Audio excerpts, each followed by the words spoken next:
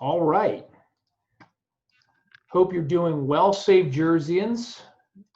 For those of you who don't know, I'm Matt Rooney. I'm the founder and editor-in-chief of SaveJersey.com, and I am today coming to you from Phil Murphy's gubernatorial office, as you can see behind me. I was having a very in-depth conversation with the governor about the data and the science that is driving his arbitrary decisions to keep us shut down. He's even shown me the wheel of misfortune that he apparently spins every day with Tammy to decide what stays open, what stays closed, et cetera, and so on. So that's been a real treat. But the governor was nice enough to let me Zoom with a good friend of mine who's going to fill us in on the reality of this situation. None other than NJGOP Chairman Doug Steinhardt. Mr. Chairman, how are you doing? Mr. Rooney, I'm hanging in there. Sad to say, I don't know that a lot of our friends and neighbors around New Jersey can say the same thing. Unemployment, businesses closed. You know, we're pretty tough in New Jersey. We beat back terrorism after 9/11. We rebuilt after Hurricane Sandy. Not even the coronavirus could keep us down. But let's face it, the Murphy administration is killing us. 1.2 million workers unemployed, no reasonable recovery plan, businesses up and down Main Street closed. Governor Murphy's weak leadership is killing the Jersey economy, and his poor judgment's killing us. It absolutely is, and that's what brings us together today. We're talking on a Thursday afternoon. We found out this morning, and it broke widely in state media, that Asbury Park, New Jersey, which is hardly thought of as a deep red Republican outpost, they would naturally want to oppose Governor Murphy on something. Municipal government there has decided they're going to reopen restaurants on the 15th, come hell or high water, for indoor dining. The governor addressed that at his press conference today. Also on Thursday, the NJGOP, which you head up, kind of stepped up its PR offensive against the governor's lockdown and launched a new page on your website. And we'll repeat it a couple times, but it's njgop.org/Murphy Exposed. Right. And it's got some fantastic information for those of you that either want to learn more about what's going on with the lockdown, but also maybe if you have someone you're debating it with, and you want to put a little bit more meat on the bones for your arguments. It walks through all of the various ways in which Governor Murphy has failed the people of New Jersey with his response to COVID-19. Mr. Chairman, what did you hope to accomplish with this website that you haven't already been doing? Well, as we've seen already, Matt, the governor is not forthcoming with information. He's effectively shut down the public's ability to get Oprah's requests answered. We had filed one at State Party and received a letter yesterday shutting down our request, and we're not alone. There's virtually little reasonable communication coming out of the front office right now. So, look, as a result of the governor trying to keep people in the dark, we're going to shine a light not only on Phil Murphy, but on Trenton, on the administration, on the Democratic caucuses. People are struggling. People are suffering. You said it yourself. It's a failure. It's a failure of monumental proportions. The governor has let down 9 million New Jerseyans. And you mentioned Asbury Park. Unemployment doesn't know partisan labels. Trying to feed your family doesn't know partisan labels. Having money to pay your mortgage or your rent or your kids' tuition doesn't know partisan labels. People are hurting. People are hurting from one end of the state to the other. And we have a governor who every day gets up and does a dog and pony show and can't come up with a plan to navigate us through this crisis and has no plan to guide us out of it.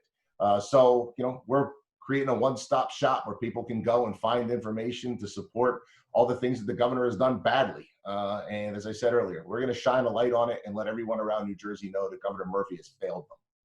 And let's run through some of these failures, because we can't talk about it enough, exactly because the human and business carnage is as bad as you're suggesting. I mean, we were just talking about the Jersey Shore. We found out this week unemployment in April ranges from over 15% in Monmouth County, which is horrible enough. I mean, those are Great Recession numbers, all the way down to over 33% in Atlantic County. It's hard to wrap your mind around. But the first fact on the website, Whistleblowers from within the Murphy administration submitted a plea for help to government officials on both sides of the aisle.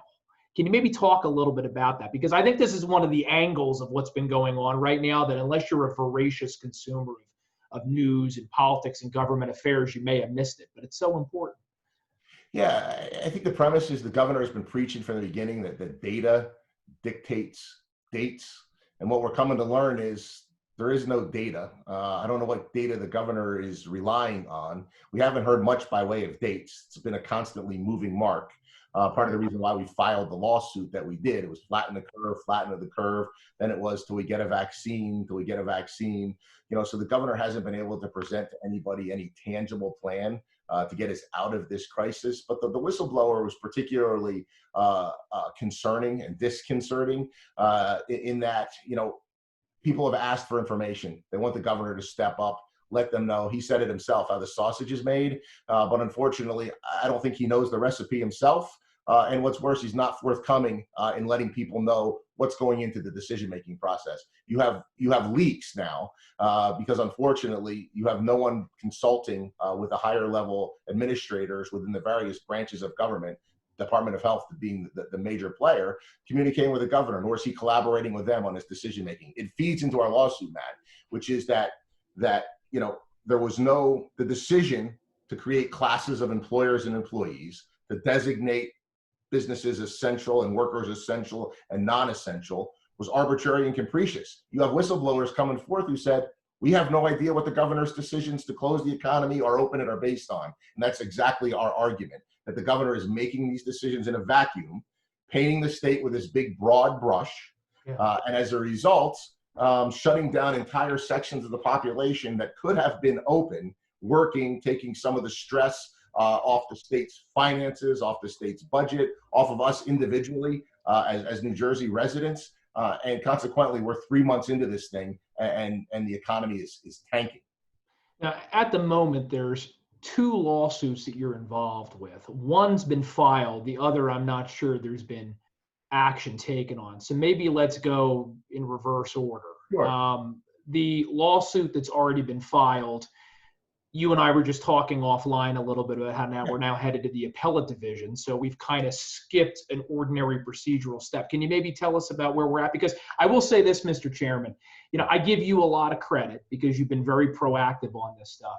But, you know, again, I think sometimes those of us that every day get up and make this fight, you know, a central part of our lives, we forget that not everybody has the time to pay that closer level of attention. They're busy trying to keep their own lives going. And I continue to see comments where people are saying, when is someone going to file a lawsuit? And I've started to respond to them like, there's not only one, but there's several. And there's 2 that you're involved with. So let's talk about the appellate division action that's pending. And if I can, I'll say this just as a brief prefatory comment, which is, look, you know, when you're running a political organization, you're really in the business. I think your money's better spent getting Republicans elected, changing the decision makers as opposed to trying to change the rules. Because what happens is if you can't change the decision makers just change the rules anyway. So, you know, it's always a fine line between do you sue or do you sink your dollars into making sure that you change the elected officials. You know, my heart is in electing Republicans and like-minded Republicans so that we can change the decision makers. That's not always the only way to go about it. So sometimes things come up and you have to deal with them. So let's talk about reopening the economy. After this governor moved the date from flatten the curve to whenever we get a vaccine, if and when that ever is, it became patently clear that there was no light at the end of the tunnel. There's an interesting part of the law that allows you to go directly to the appellate division to treat an executive order like a final decision in a trial court. And we can take that and go right to the appellate division and apply for an emergent hearing. Right. So normally you would start at the trial court. The judge would issue an order, and then you'd appeal that to the appellate division. So in this instance, the executive order, just for anybody that's not familiar with how the court system works, it's being appealed directly. Correct. So we can bypass the trial court. That order should be signed today or tomorrow. We anticipate Monday filing our brief with the court and our request for an emergent hearing in front of the appellate division. The state will then have the ability to either agree to that and expedite things or drag its feet. You know, I am a practical person. We live in a state where all three branches of government are controlled by Democrats. I do not know what a Democratic-controlled court will do, but I will say that we believe we have very strong arguments. The fact that the shutdown has continued makes the circumstances more dire with each passing day, and it lends itself to the strength of our argument that there are emergent circumstances, and people are suffering irreparably by virtue of the government shutdown. So that's that suit. It's not a money damages suit. We have individual plaintiffs and we have state party. It's a suit to overturn or to rescind the executive orders and to prevent the governor from signing executive orders that have that impact again, not going through that balancing test, public interest versus private interest. But we've been on the phone with a lot of plaintiffs, and we have a lot of interested parties that are asking to be able to file friends of the court briefs to join in our argument to try to get the state economy open. And we expect to see some other people joining with us over the course of the next several days. Which is interesting, because you're kind of beginning to put together a coalition we don't usually see in New Jersey politics. Often as Republicans, we kind of feel like we're alone out there swinging for the fences, trying to get attention for the causes we believe in. But as you said, the economic carnage is just so extensive. The people have no choice at this point but to fold up shop or fight. And it doesn't have to be. Take a look around. Georgia, the state of Georgia reopened back in April, Matt. Their unemployment is a fraction of ours. Their economic downturn, a fraction of New Jersey. They haven't seen an uptick in COVID cases. So, a state that's been stealing a lot of our businesses for years. Yeah. So, there was a path, sadly, there was a path to do this. If you had a governor who was stronger, if you had a governor who had, was more forward thinking, Governor Murphy, I think, has kind of locked himself in his bag and can't seem to fight his way out of it. And his only solution to this point seems to be to borrow huge sums of money, again, in violation of the state constitution.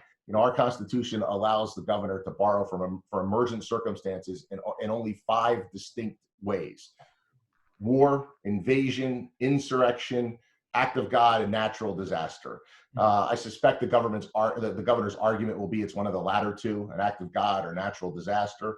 But be that as it may, it's very clear. The Supreme Court decided back in 2004, when Leonard Lance sued then Governor McGreevey, that you can't treat borrowed funds as revenue.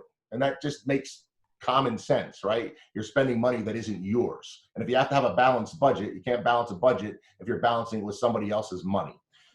So that forms the basis of the suit that I announced with Leader Bramnick and Senator Oroho just the other day, because the governor's proposing to borrow $14 billion, amortized out over 35 years, which is $90 billion in debt service. We'd be paying back $90 billion over not just my lifetime, if I'm fortunate enough to live that long, but a good part of my children's lifetimes too. New Jersey's been living beyond its means for way too long, and we need to shut it down. That is a suit, though, that we haven't filed yet because it's not ripe yet. It hasn't occurred yet. Right now, the bill's only passed the Assembly. It has to pass the Senate, and the governor would have to sign it. Then it actually becomes a law that we can challenge. But there's a very small window within which to challenge it. There's also case law that says you have to challenge the borrowing before the bond is issued. Once the bond is issued, you lose your right to challenge it. So sometime between signature and the issuance of the bond, we'd have to file a suit. So we're kind of gearing up and getting ready to do that. Talking to other Republican stakeholders, I'm going to propose that we start interviewing attorneys that might be interested in taking that on, who can do the right job and wrap their hands around the argument and put our best foot forward. Something else you've mentioned on the website, which is extremely controversial, and I don't think it's getting enough attention, contact tracing. The new NJGOP page says Governor Murphy has held up contact tracing as the pillar of his reopening agenda, but has stalled on hiring a contact tracing firm. In spite of this, he's opening up some small corners of the economy. So it's 100% true, and the media has been giving him some real grief, unusually here in New Jersey, for emphasizing contact tracing, but still lagging behind other states that have started this months ago. But is the NJGOP's position going to be in favor of contact tracing? Because I know that there's a lot of liberty-minded people on the right, and even some on the left, who find the whole process a little bit spooky, that the government is going to be able to track people indefinitely on the basis of a diagnosis well beyond the scope of a public health emergency. As proposed, Matt, I think it comes across as an egregious overreach. And I think from a government perspective, you're only supposed to find that least intrusive means of doing what you need to do the job right. We've seen already what happens when government runs amok the last 3 months to allow government to run unrestrained. To think that Governor Murphy was unable to handle the last 3 months and the authority given to him as a governor here, to think that he could manage a contact tracing system, I think is giving him way more credit than he's entitled to. It's something that we continue to watch, that we push back on. I think Governor Murphy has indicated already that he's incapable of controlling the reins of his own power. And I think he's also demonstrated that even when he comes up with things that he wants to try to implement, he's unable to do that too. For ages, it has to test. Testing is the path out. Meanwhile, the governor has his Department of Health commissioner send a letter to the state's nursing homes on March 31st, directing that they can't test formerly COVID positive patients on their admission or readmission to the state's nursing homes. As a result, New Jerseyans around the state have lost over 6,000 of their loved ones in this nursing home scandal that Governor Murphy is personally responsible for. His leadership or lack thereof is personally responsible for the deaths of 6,000 of our loved ones. I think, again, it shows his inability to craft a vehicle by which to deliver some of his ideas and to make sure that they're implemented in a way that actually work. Giving him the ability to go out and trace and track all of us around the state of New Jersey in a system like this, I think has nothing but trouble written on it.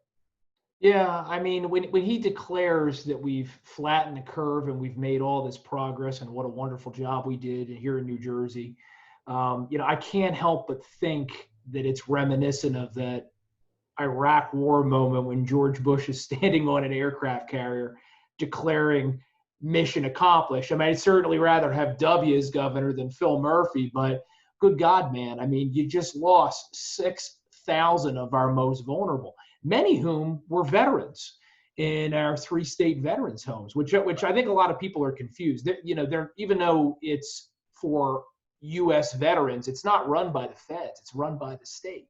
It's tragic. And it was unnecessary. Yeah, it was. So when he points to, successes, I don't really see them. And I think this website that you've created does a pretty good job of highlighting that. One other thing that's highlighted on this website, which certainly warrants continued discussion, is the fact that the governor broke his own executive order multiple times last week, marching in not 1 but 2 demonstrations related to the death of George Floyd. And I know, being a Camden County guy, I've argued with many of my liberal friends over here, like, listen, I don't know a single serious person that isn't heartbroken over what happened to George Floyd. That's not what this particular discussion is about. It's about that, you either believe in the First Amendment or you don't. Either people have a right to protest regardless of whether who's in charge of the government agrees with them or they don't. And Phil Murphy, not only did he do that, but he was so callous about it, wasn't he? Going out there saying, well, people who are struggling of all races and all creeds to keep their businesses alive, that's not in the same orbit as what I'm concerned about over here. I mean, it had to make you furious. First of all, let's go back to the video. I sat and watched, 8 minutes and 6 seconds, and it was hard to watch, and it was gut wrenching. And I certainly join in the call that justice be done, and I'm confident that it will be done. But to your point, and I think to the overarching issue, which is one set of rules for certain people and a different set of rules for someone else, and that actually reared its head today in the governor's press conference when he was asked about the restaurateurs in Asbury Park looking to open indoor dining come Monday. And he said, well, we can't have one set of rules for one town and another set of rules for another town. But clearly you get to have one set of rules for certain people if the governor likes or approves what you do, or your name's Phil Murphy. And then there's a different set of rules for everybody else. And therein lies the problem. It takes us all the way full circle back to when we talked about the lawsuit that we filed about 2 weeks ago, which is government can't get in the business of picking winners and losers, Matt. When it does that, it turns private property rights into privileges. When it does that, it elevates one class of citizens above others. That's not what government is here to do. All of us should be treated equally, afforded the same opportunity to make a living, to feed our family, to get a job, and to find a path to success. And the governor has thrown roadblocks in front of every one of those over the course of the last 3 months. And the webpage, the lawsuits, the lawsuit to come, whatever tomorrow brings, is our efforts at State Party on behalf of millions of aggrieved New Jerseyans to rein in the power of the governor's office and to make sure that he can't operate outside the bounds of his own rules. There were some polls earlier on in this COVID-19 crisis that I know a lot of Murphy critics found quite discouraging, showing that, 71% approval, whatever it was, for multiple organizations. And I remember thinking at the time, good gosh, I mean, it's a little bit early to be judging what this man's job performance or how it should be judged. A lot still needs to play out. I mean, now since that's happened, we have a whole web page of deficiencies. We have thousands of dead. We have businesses that are never coming back.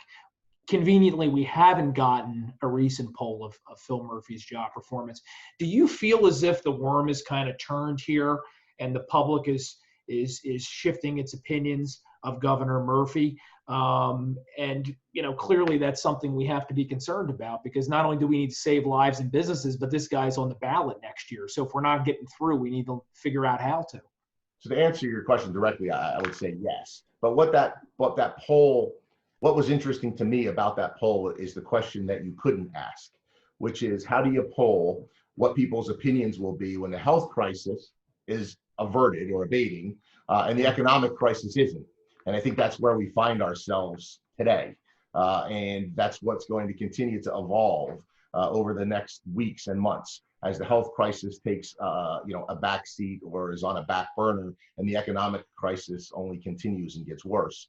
I think Governor Murphy's going to find himself in a very difficult spot. I think he's starting to see that already as people begin to push back. I think that whether he was willing to admit it or not, that our interventions to him matter or don't matter, I think that is in large part why you saw him take the steps that were largely symbolic. I don't know how many people were sheltered. Most of my friends haven't been sheltered in place in quite a while. So say I'm looking at the shelter-in-place order did little to stimulate the state's economy. That requires real leadership, coming up with a plan and actually putting people back to work. I don't think we're going to get that anytime soon. But in response to your polling question, I think that we will see as the crisis continues to grow. You saw just yesterday, the governor had a tough time withstanding tough questions as people were beginning to push back against his lack of leadership. I just don't see how he stands up to that pressure. He doesn't like being challenged. He's getting a little irritable. I mean, look, he's giving us the silent treatment right now. See, you can tell he's pissed. And, that's the essence of leadership, right? I mean, a leader has to be able to accept criticism and also admit when they're wrong. And that's one of the things I find so disturbing about this guy. I mean, Dwight Eisenhower, they talk about how right before D-Day, which we recently celebrated the anniversary, he had 2 speeches prepared, one for if it was a success and one for if the invasion to liberate Europe was a failure. I don't think Phil Murphy thinks that deeply into anything. And not only is that a character indictment of the man, but it's also dangerous, right? Because as new information comes in, as maybe the demands of what government needs to do to keep us safe and help our economy change, he's not willing to adjust. So that's a bad problem for all of us, right? I don't disagree with you at all. Yeah. And I have long said, and I believe in my heart. That's not a right or left thing. Correct. I believe in my heart that, the hardest part of leadership, Matt, isn't having the courage to do what's right. It's resisting the temptation to do what's easy. And if you look at how Phil Murphy's behaved over the last 3 months, it's one easy choice after another. The decision to paint the state with a broad brush instead of sit there and trying to figure out if there were sections of the economy that could open and others that couldn't. The decision not to drill down on whether certain businesses could open over others, just wantonly declaring certain employers and employees to be essential and others not. The decision to borrow and borrow big rather than roll up your sleeves and spend within your means or live within your means. All, easy decisions instead of being a leader and making hard ones. So, that's my take on Governor Murphy's leadership up to this point. It's just been weak leadership, poor judgment, fiscal mismanagement. It's why we continue to advocate for a change in leadership in Trenton. We've got great Republican candidates, a lot of momentum building from 2019. Our best Republican showing, Matt, in 29 years, since 1991. So, taking that energy, rolling it into congressional races, rolling it into countywide races, and making sure that we continue doing that this year. That's why we're messaging as aggressively as we are. That's why we're shining a spotlight on Phil Murphy. He just can't hide. He may want to hide behind science, say he's being guided by science, but he certainly can't hide behind it any longer. Even his own administration isn't giving him that out, and neither are we. No, I agree with you. I think he's digging himself a hole. So I naturally appreciate everything that you're doing to try to shine a light on it. If you want to check out this new page over at the NJGOP website, again, it's njgop.org/Murphy Exposed. And if you want to keep up with Doug Steinhardt, you can follow him on Twitter. The NJGOP hashtag, or excuse me, the NJGOP handle, I think it's just NJGOP. But you're on Twitter at D Steinhardt Esquire. Yes, sir. I am. And there's some great content. Our page will be updated, Matt, for whatever it's worth, that Murphy Exposed. We'll continue to update it. I'd love to think that there's not going to be anything to add to it tomorrow, but history has proven otherwise. Tomorrow, the governor will make another bad decision, and we'll be able to add another bullet point. So we're optimists, but we're also realists. And tune in every day. There'll be more to read. This is our waking nightmare behind us here. That's why I'm here, so I can kind of just emphasize what the hell the ridiculousness of this all is. Chairman Steinhardt, I appreciate you giving us an update on the lawsuits, your take on how the fight and the pushback against Phil Murphy's ridiculous continued lockdown is going. And I know I can count on you to keep Save Jersey in the loop as we proceed into hopefully the final stages of lockdown. And also 2020. We have an election. As if 2020 didn't have enough going on already. Right. It's almost easy to forget that we have congressional elections and a presidential election around the corner. So please stay safe, keep fighting, and keep us in the loop. And you too. Keep doing what you're doing, Matt. It's nice to know that there are advocates out there that have values and morals and appreciate that life has consequences and you're willing to speak up. So appreciate everything that you do every day. Thank you, sir. I appreciate it. Keep us in the loop. And as for the rest of you, check out this video. Please share it. You can find it on YouTube, our Facebook page, Twitter, and stay tuned because we've got a lot more coming in the days ahead. We've got some more interviews scheduled. We have our big NJ3 debate coming up next week on Tuesday the 16th. I know the chairman won't miss that. And as Doug said quite eloquently, for good or for ill, there's never any lack of things to talk about here in New Jersey where politics is concerned. So keep checking back. Thank you, sir.